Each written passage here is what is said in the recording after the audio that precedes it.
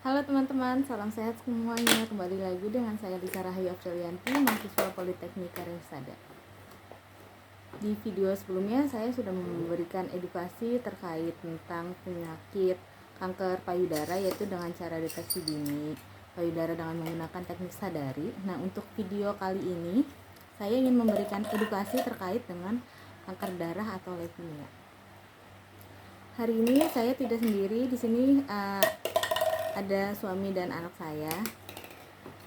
Anak saya berumur 1 tahun, dan di sini saya ingin memberikan edukasi juga kepada suami terkait tentang bagaimana cara mendeteksi dini untuk penyakit kanker darah atau leukemia.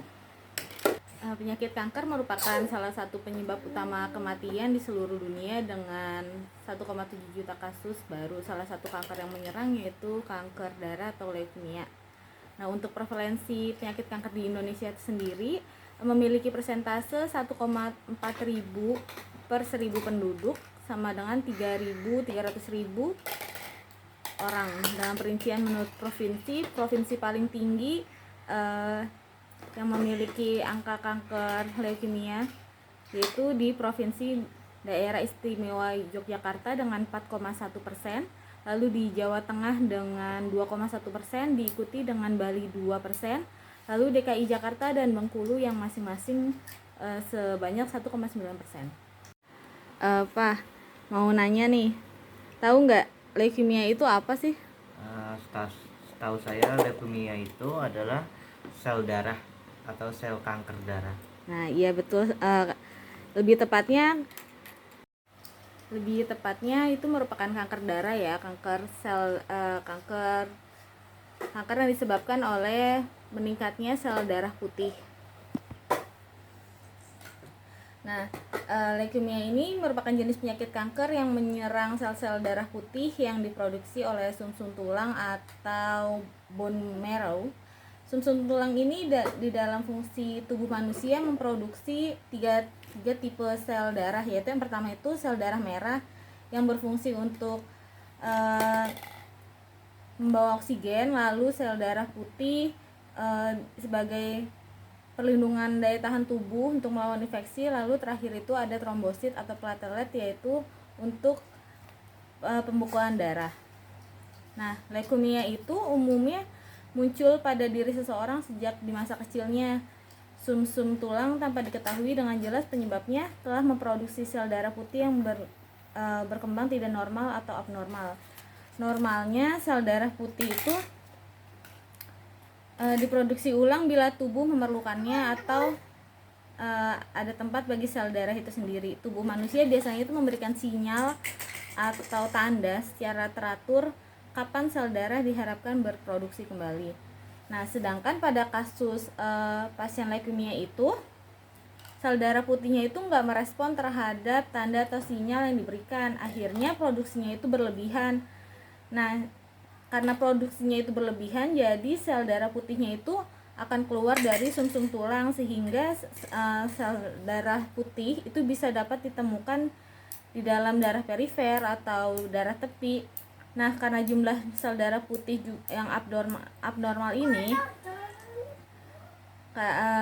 itu tuh dia dapat mengganggu dari fungsi normal sel lainnya.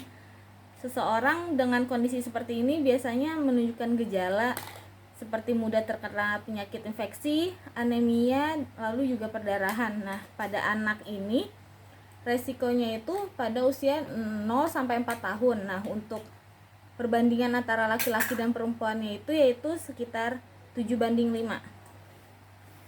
Nah, menurut P2PTM Kemenkes RI tahun 2019 itu di sini juga ada tanda dan gejalanya. Yang pertama itu biasanya pasiennya itu akan pucat, lemah, nafsu makan menurun, lalu juga ada kejang, sampai penurunan kesadaran. Lalu biasanya kalau untuk laki-laki itu ada pembesaran testis dengan konsentrasinya itu keras, lalu ada nyeri tulang, ada perdarahan kulit seperti peteki atau hematom, dan atau perdarahan spontan seperti epitaksis atau perdarahan dan juga ada perdarahan gusi.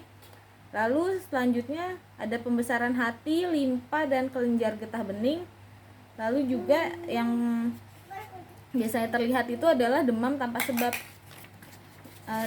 yang jelas. Jadi biasanya pasiennya tuh bakal demam terus. Nah, Pak, tahu nggak kalau untuk penyakit leukemia itu dia bisa dideteksi dininya itu dengan cara apa? Dengan cara cek lab. Ya, selain cek lab, di sini saya mau menambahkan ya, untuk cek lab itu memang diperlukan untuk mendiagnosis penyakit leukemia. Lalu juga di sini ada pemeriksaan biopsi.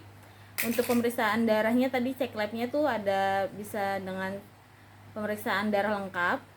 Lalu juga di sini bisa dengan CT scan, lalu atau bisa juga dengan MRI, dengan X-ray, dengan USG atau dengan spinal tap atau lumbal punktur. Nah, baik, sekian video dari saya. Ditunggu video selanjutnya ya. Dadah. Saya juga menyertakan 2 video animasi ya, silahkan ditonton. Assalamualaikum warahmatullahi wabarakatuh. Pada video kali ini, kita akan membahas sebuah skenario yang berhubungan dengan gangguan hematologi. Skenario pada video kali ini ialah Andi berumur datang dengan keluhan lemas dan mudah hilang fokus. Selain itu, Andi mengatakan bahwa dia sering demam dengan durasi yang cukup lama disertai dengan sering pendarahan atau memar. Kok kali ini malah makin banyak ya gejalanya? Sebenarnya apa sih yang terjadi sama Andi?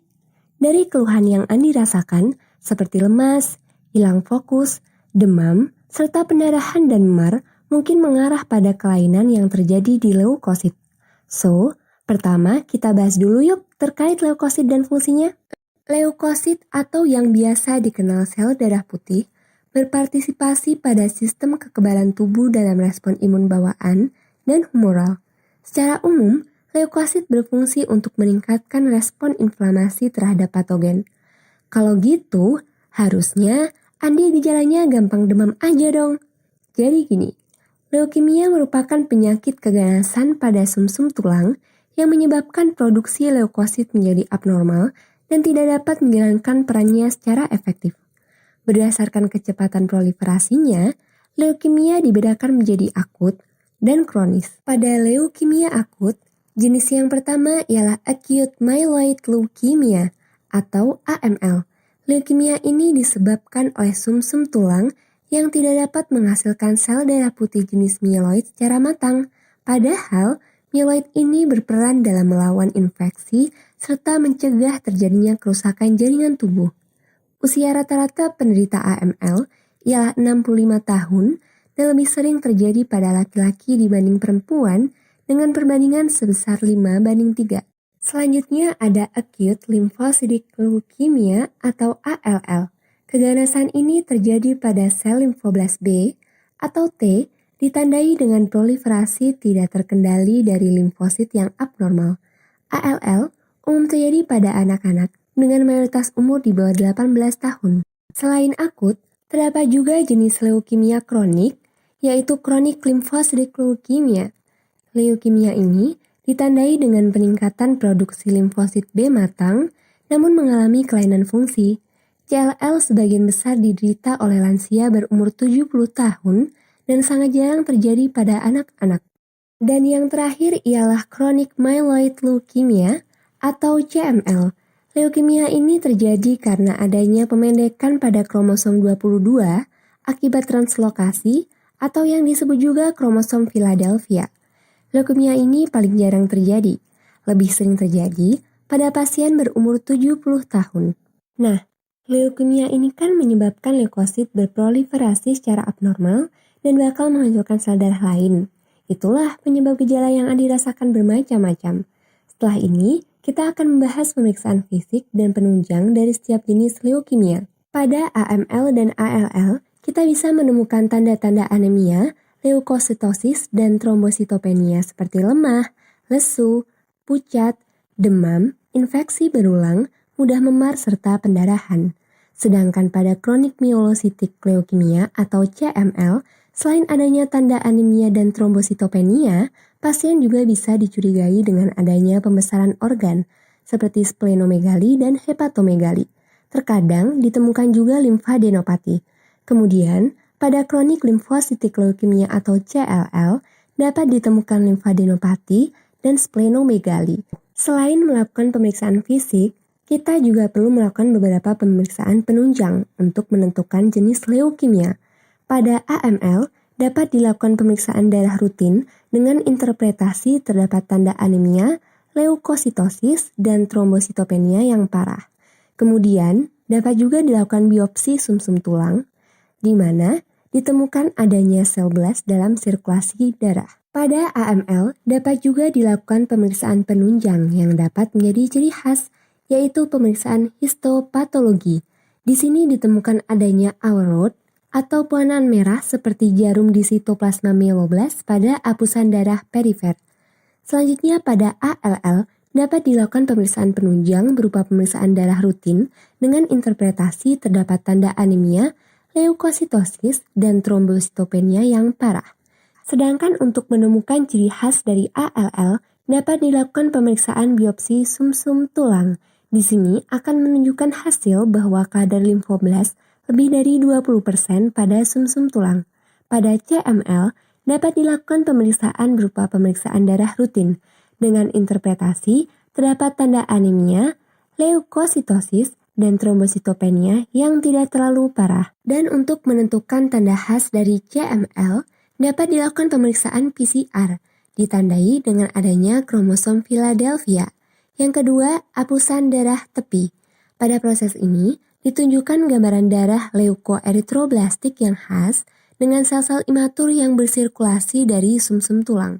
Kemudian, pada CLL dapat dilakukan pemeriksaan berupa pemeriksaan darah rutin dengan interpretasi terdapat tanda anemia, leukositosis, dan trombositopenia yang tidak terlalu parah. Kemudian, dapat juga dilakukan pemeriksaan biopsi kulit, di mana pada proses ini bisa terdapat lesi kulit sekunder non-spesifik karena pendarahan, vaskulitis, dan infeksi. Dan untuk menemukan ciri khas dari CLL, dapat dilakukan apusan darah tepi dengan ditemukan adanya limfositis atau peningkatan kadar limfosit pada darah tepi dan sumsum tulang. Terapi yang dibutuhkan pasien leukemia disesuaikan dengan jenis leukemia serta tingkat keparahan yang dialami pasien. Yang pertama, pada AML, terapi yang dapat dilakukan adalah terapi regimen 7+3, yaitu pemberian infus sitabilin selama 7 hari dan antrasiklin selama 3 hari.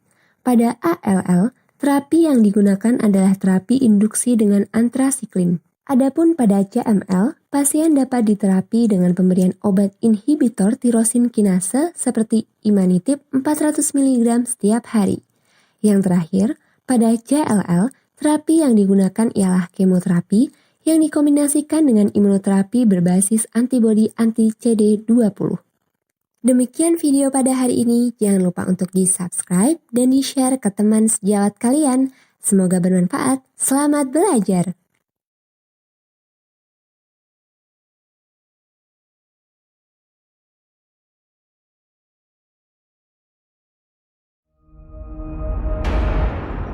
Leukemia. Leukemia is blood cancer in which malignant white blood cells multiply inside your body's bone marrow. Usually, leukemia involves the production of abnormal white blood cells, the cells responsible for fighting infection. However, the abnormal cells in leukemia do not function in the same way as normal white blood cells. The leukemia cells continue to grow and divide, eventually crowding out the normal blood cells.